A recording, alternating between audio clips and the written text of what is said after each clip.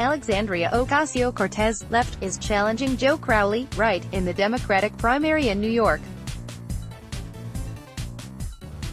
Left photo by Jesse Corman via Facebook, right, Tom Williams, AP photo, thank you for signing up.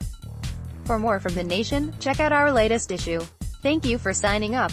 For more from The Nation, check out our latest issue. Among the voters who pulled the lever for Hillary Clinton in 2016, 21% were women of color. However, women of color make up just 16% of House Democrats and only 8% of Senate Democrats.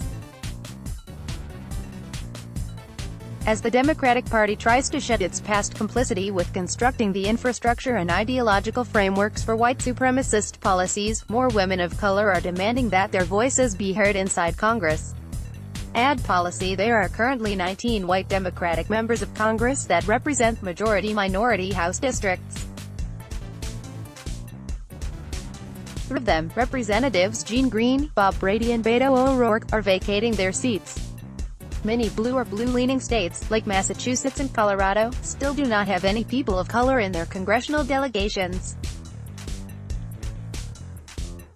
But a group of young, progressive women of color want to change that. In Delaware, Colorado's 1st District, Massachusetts' 7th, and New York's 14th, the most diverse district in the country still represented by a white man, white male incumbents are facing well-funded and well-organized challenges from women of color. Ayanna Pressley is running to represent the people of Massachusetts' 7th District, a majority-minority district with highly educated voter base. Pressley was the first woman of color ever elected to the Boston City Council, and her current at-large seat represents 70% of the 7th District. Early polling put her opponent, incumbent Representative Michael Capuano, up by a mere 12 points.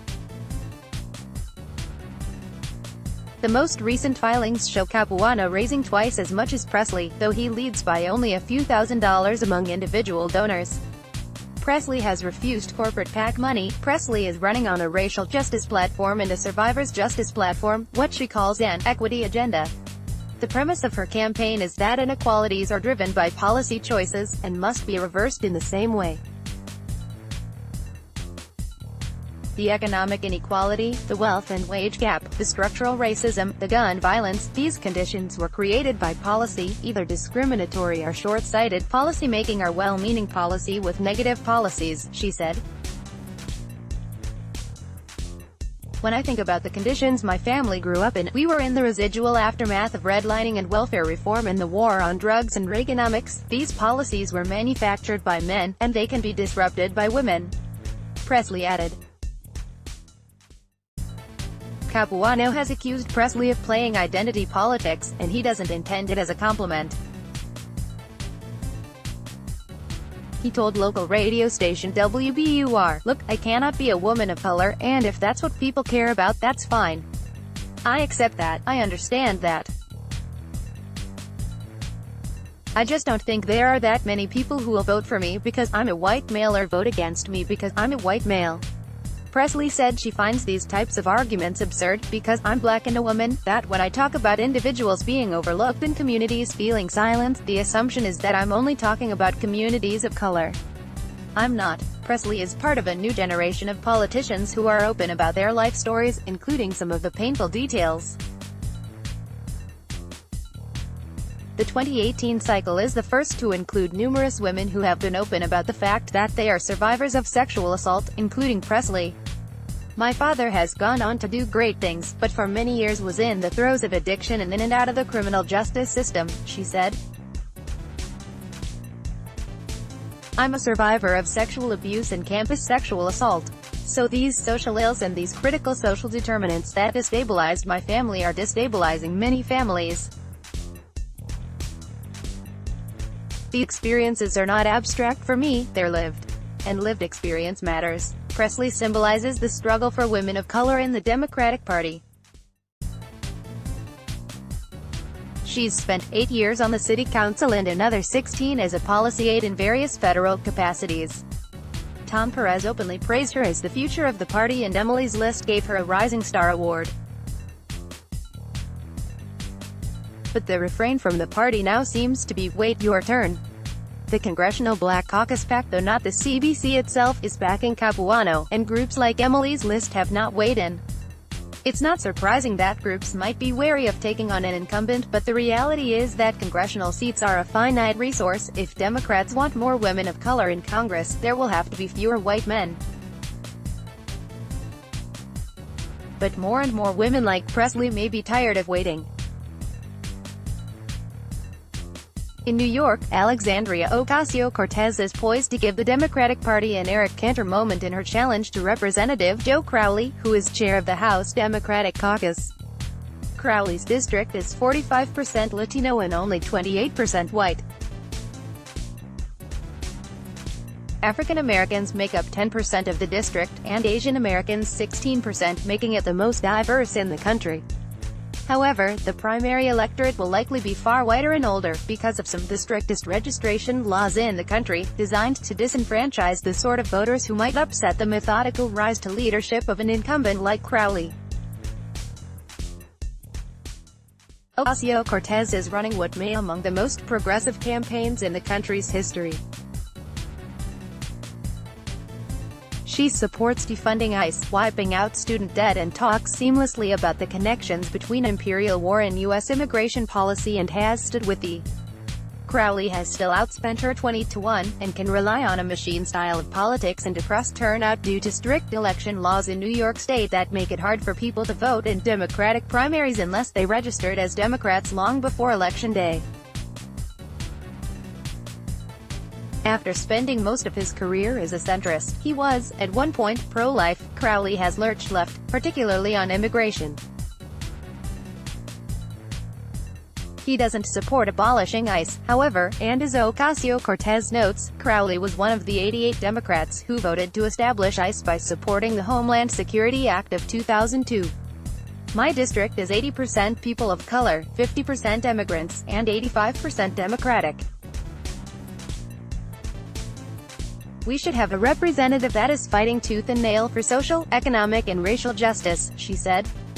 Instead of listening to the many voices of his immigrant constituents, Crowley chose to listen to fear.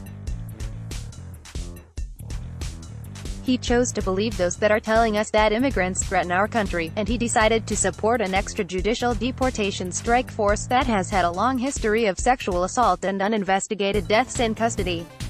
Ocasio-Cortez connects racial injustice to economic depression, and often criticizes Crowley for taking money from corporate interests, and pointed to, among other things, Crowley's recent vote to roll back the Consumer Financial Protection Bureau's auto lending regulations.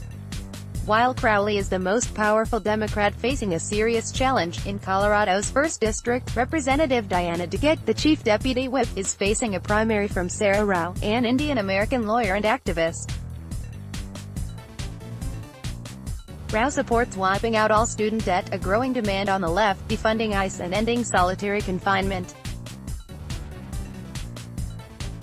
She's persistently called for defunding ICE, which is a contrast to DeGette, who has called for Democrats in Congress to use their bully pulpit to put pressure on ICE but nothing else. Rao is far less timid. ICE has wantonly terrorized Americans and ravaged communities of color. ICE is accountable to nobody. ICE needs to be defunded right now, she said. Rao also argues that the Democratic Party has not been intersectional enough when discussing reproductive health care. The ongoing attack on reproductive rights isn't just an attack on women, but rather an extension of systemic oppression of women, people living in poverty, people of color, documented and undocumented immigrants, women in prison, and other marginalized communities, Rao said. In the Senate, Carrie Evelyn Harris is challenging centrist Senator Tom Carper, one of the few Democrats in the Senate who supports Social Security cuts and who recently voted to roll back Dodd-Frank. According to my analysis of American National Election Studies 2016 survey data, 92% of Democratic primary voters support more, not less government regulation of banks, and a mere 3% support cuts to Social Security. Given her decade as an organizer, most recently with the Center for Popular Democracy, Harris is approaching the race the way a community organizer would. She's going to low-income neighborhoods and doesn't spend much time worrying about which party a voter is registered with. Harris emphasizes financial deregulation, talking about the ways the recent rollbacks affect folks living in mobile homes. Those hoping for their piece of the American dream won't realize it's been ripped from them until it's too late, leaving them feeling hopeless and disenfranchised. Pundits have so far dismissed the idea of a Tea Party of the left, arguing that there are not deep ideological divides between the base and the establishment. In many ways, that's true, as I've shown, and the establishment has been willing to move to the base on issues like Medicare for all. However, these candidates show that there are other ways incumbents don't represent the base. They are still more likely to be older, white and male. The surge in young candidates of color and women running for high and low office will soon create a pipeline of people hungry to take the next step, often into a House seat currently occupied by another Democrat. But they won't let an incumbent stop them from running. And they are already creating an infrastructure of donors, of activists, of campaign strategists, volunteers, data wonks, canvassers, communications directors and graphic designers that could change the Democratic Party forever.